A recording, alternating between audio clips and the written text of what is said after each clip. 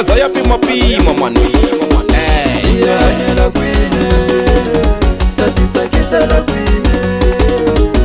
Iyahanyela kwine, iyatipinela kwine. Iyahanyela kwine, tatitsakisela kwine.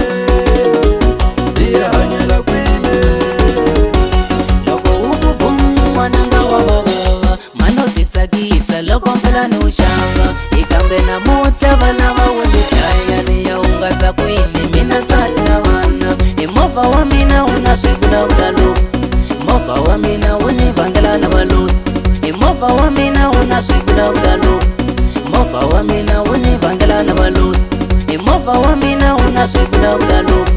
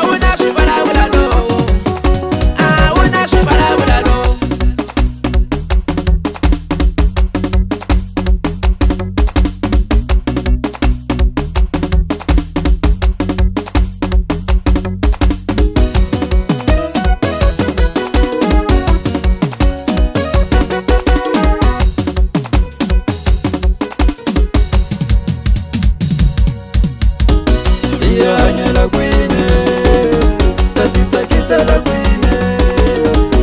Iyahanyela kwine, iyatipinela kwine. Iyahanyela kwine, tatitsakisela kwine. Iyahanyela kwine.